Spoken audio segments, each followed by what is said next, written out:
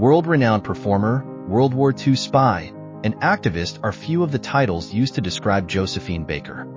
One of the most successful African-American performers in French history, Baker's career illustrates the ways entertainers can use their platforms to change the world. On June 3, 1906, Frida Josephine McDonald was born in St. Louis, Missouri. Her parents, both entertainers, performed throughout the segregated Midwest, often bringing her on stage during their shows. Unfortunately, their careers never took off, forcing the young Baker to look for odd jobs to survive. If she was unable to find work, she would often dance on the streets, collecting money from onlookers. Eventually, her routine caught the attention of an African-American theater troupe. At the age of 15, Baker ran off and began to perform with the group. She also married during this time, taking her husband's last name and dropping her first name, becoming Josephine Baker. Baker flourished as a dancer in several vaudeville shows, which was a popular theater genre in the 20th century. She eventually moved to New York City and participated in the celebration of Black life, an art now known as the Harlem Renaissance. A few years later, her success took her to Paris. Baker became one of the most sought-after performers due to her distinct dancing style and unique costumes. Although her audiences were mostly white, Baker's performances followed African themes and style. In her famed show Danse Savage, she danced across stage in a banana skirt. Baker was multi-talented, known for her dancing and singing. She even played in several successful major motion pictures released in Europe. When Adolf Hitler and the German army invaded France during World War II, Baker joined the fight against the Nazi regime. She aided French military officials by passing on secrets she heard while performing in front of the enemy. She transported the confidential information by writing with invisible ink on music sheets.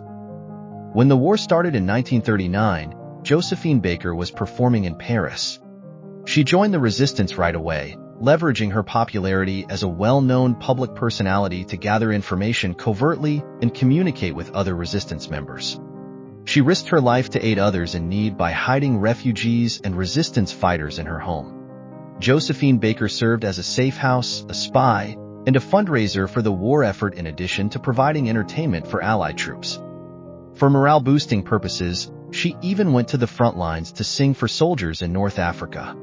Along with supporting resistance movements around Europe, she also utilized her reputation to generate funds for the Free French forces.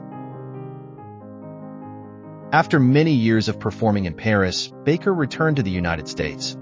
Her return home forced Baker to confront segregation and discrimination that she had not experienced since she was a child in St. Louis. She often refused to perform to segregated audiences, which usually forced club owners to integrate for her shows. Her opposition against segregation and discrimination was recognized by the National Association for the Advancement of Colored People. In 1963, she was one of the few women allowed to speak at the March on Washington for Jobs and Freedom. Her speech detailed her life as a Black woman in the United States and abroad. You know, friends, that I do not lie to you when I tell you I have walked into the palaces of kings and queens and into the houses of presidents, and much more. But I could not walk into a hotel in America and get a cup of coffee, and that made me mad. Baker continued to fight racial injustices into the 1970s. Her personal life was a testament to her political agenda. Throughout her career, she adopted 13 children from various countries. She called her family the Rainbow Tribe and took her children on the road in an effort to show that racial and cultural harmony could exist. Baker remained on stage late into her life, and in 1975 she performed for the last time. The show was sold out, and she received a standing ovation. Baker passed away on April 12, 1975.